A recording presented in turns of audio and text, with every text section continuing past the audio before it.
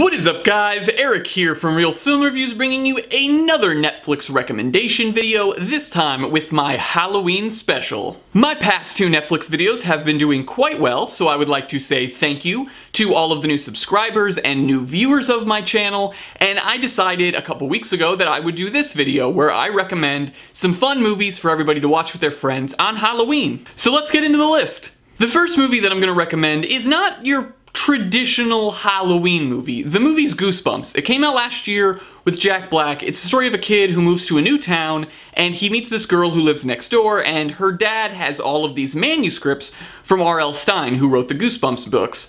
And basically they open one up and the stories are real. If you open the book, the monsters comes to life, and of course all the monsters come to life, and you have this fun family story that's funny and entertaining and really not scary. I put this movie on here because I grew up reading the Goosebumps books, I grew up watching the TV show, and when I saw this movie last year, I actually thought it was a lot of fun. It's a very entertaining, family-friendly Halloween movie, which is why I put it on this list. I've seen other Netflix lists for Halloween, and they seem to focus strictly on horror, and this list will have probably half of it will be horror films, but I do want to put a few movies on here that aren't necessarily films made just to scare people, because some people would rather watch something that's a little funny or a little more lighthearted, or something that's maybe just more suspenseful rather than a real horror film. The second one is sort of a cop-out because it is a series of movies, but it is 1 through 3 of the Human Centipede trilogy. Now, these movies are pretty much straight up gross-out horror. They really aren't scary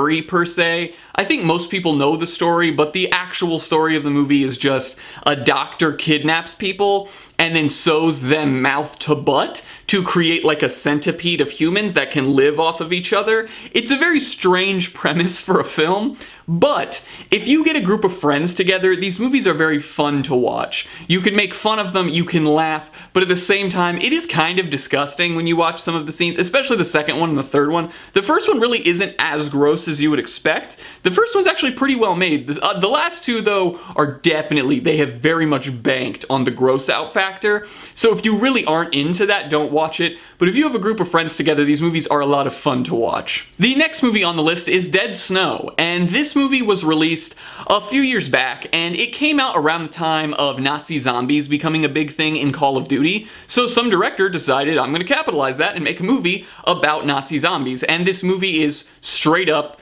these college kids go on a ski trip and then Nazi zombies rise from the grave and they have to fight them. I put it on this list because I think zombie movies are something that most people enjoy because they fit into this category that I call a shoot-'em-up horror, where it's not a movie that's particularly terrifying, but it has fun action sequences throughout it, and maybe there are some jump scares or some scarier scenes involving the monsters themselves, that being the zombies, but this movie is also just entertaining. You can sit down and watch it and have a good time with it, and you won't really be scared, but you can enjoy the action and the set pieces and the makeup and everything, and it's just a good time to watch. Again, I recommend really all of these movies to be watched in a group. I don't think many people like to watch horror movies alone, but Dead Snow, along with basically everything else on this list, if you watch it with a group, it's a much more fun experience. Now, going from zombies to vampires, From Dusk Till Dawn is the next movie on this list, with the classic duo of, say it with me, George Clooney and Quentin Tarantino. Of course, everyone expects that duo to be in a Robert Rodriguez movie about a bar infested with vampires. Yes. Okay. I understand the premise for this film sounds insane. It's two brothers on the run from the police, and they're told to go to this bar, and then they will be picked up and taken across the Mexican border if they make it to dawn. But this bar is open strictly from dusk till dawn because it is inhabited by vampires, and the brothers get there and they have to survive with Harvey Keitel, who's a former priest, and his kids against this vampire monster horde that continues to attack them throughout the film. This also fits into the shoot-'em-up horror category because it's a lot of just them killing vampires and having a good time, but this movie, also has jokes involved because it is Robert Rodriguez and Quentin Tarantino is also in the film. So it's not strictly a scary film. It does have some comedy thrown in there, but it's just a very good time to watch because it's shot really well and the scenes with the vampires are very fun, and it's just a really entertaining movie. From zombies to vampires to demons, Hellraiser is the next movie. Hellraiser is a movie that I remember as a kid not knowing what it was, but I remember going into Spencer's Gifts and always being scared of the Needlehead, like little toys and pictures and things. And I finally watched it when I was in high school, and this movie is actually pretty scary. It's about a guy who escapes this underworld and goes back to the human world, and then when he gets there, he begins being hunted down by these demons. And the demons themselves have some pretty terrifying prosthetics, and there's some pretty graphic deaths in this movie, and just the entire vibe of the film is very creepy. If you watch this movie at night, it is definitely a very scary experience because the characters, and especially the demons in the film, like Needlehead or Pinhead, and some of the other demons that are in the film, their makeup and their masks and things are very scary, and the way that they kill people in the movie is also very gruesome. Oldboy, the South Korean version, not the Josh Brolin Spike Lee version, because that one's trash. The original South Korean Oldboy is not a horror film, it's a thriller, and that's why I wanted to put it on here, because I felt that I should diversify this list a little more than just horror films. So this is a movie about a guy who wakes up after being kidnapped for 15 years, and he finds out that he has to hunt down his captor within 5 days or he will be killed.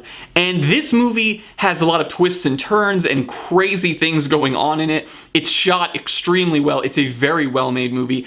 I think it's actually got pretty well renowned love from everyone in the film community, from Hollywood to Japan to South Korea where it was made. So I wanted to recommend it to people that have never seen it or maybe have seen the American version and want to watch where it came from, because this movie is very suspenseful. It keeps you on the edge of your seat for most of the film, and it's just a really entertaining good time with one of the best single take action sequences ever. Moving from South Korea to Japan, we have Battle Royale. This is a movie that I think a lot of people in America have heard of, but I don't think many have seen. The reason this movie is fairly well known is because a lot of people say the author of The Hunger Games kind of stole her idea from this film. It is the story of 9th graders who are pushed onto an island, each given a random weapon, and then supply drops will come down from the sky, and they're told that they have to kill all their classmates and only one of them gets to live. Now, if that sounds familiar, it's because it's pretty similar to The Hunger Games and that kids kill each other and stuff. But it is a very entertaining movie. The only actress that I can really say I know from anything else is Gingo from Kill Bill Volume 1 is in this film, but it is really, really well done. The acting from all of these young actors is really good, and the action sequences work very well. But the best part about this movie is this camaraderie between the students, because when you're in high school, everybody has people that they don't like or that don't like them for really just no reason. But when you take that, like, petty high school drama and put it into a situation where you're on an island and you have to kill one another, it adds this extra layer to all of these characters and to the actual situation in who they choose to team up with and who they choose to hunt down. This isn't a horror film. I would say this fits more in the category of a suspense/thriller. It's very entertaining. It is very interesting at the end. The ending of this film has a lot of moving pieces, and I think that in terms of the fact that this movie is about 9th graders, it actually takes that and uses it to its advantage to make a very interesting story that's going on and like sort of intertwining itself between all of these different characters that we meet. The Amityville Horror is the next movie, the Ryan Reynolds version, and I think that in terms of ghost movies, this maybe is not the best one. But the Amityville Horror is a real story. It's based on true events. Now granted, this whole movie maybe isn't obviously accurate to what really happened, but even if maybe only 50% of it is, it adds this extra sort of creepiness to the film to think that someone actually went through something similar to this. The story is a family moves to this house where a year previously a sort of grisly murder had happened, and at first everything's okay, but then weird things start to happen in the house. They start to notice things, and then the father begins to kind of go a little crazy, and this is told based off of the interviews and the stories that all of the people that actually lived in the house told, and it's a very spooky ghost story. I personally don't really enjoy ghost movies. I don't think they're that scary. However, a lot of people do, which is why I put this on the list. Because if you are scared by ghost movies, or if you enjoy ghost movies, I'd recommend checking this out. It's not the best one you'll ever see, but it is a very fun time to watch. This next movie is probably my personal favorite on this whole list, and that is Tucker and Dale vs. Evil. This is a hilarious dark comedy about these two guys who decide to go out to their cabin in the woods for just a relaxing weekend of fishing and just hanging out. And then these teenagers come to camp in the woods and they see them, and they of course think that they're in a horror film and that they're gonna be killed. So all of these kids freak out and they start dying in these freak accidents around the cabin and the woods and everything. And Tucker and Dale have no idea what to do. They don't understand why they're so scared of them or what's even going on. It makes for a hilarious movie that I would highly recommend checking out. If you like movies like Shaun of the Dead or really the whole Cornetto trilogy, watch it. It's a great time. The last movie I'm going to recommend is a classic, and that is Children of the Corn. Children of the Corn is the story of two people who come across this small town where this cult of children has killed everyone over the age of 18, and when they arrive, they of course want to kill them. It's an extremely creepy movie. It's Stephen King, and if children freak you out, like spooky kids, you know, like kids that stand out in the middle of the night and look at you and you're like, why are you here?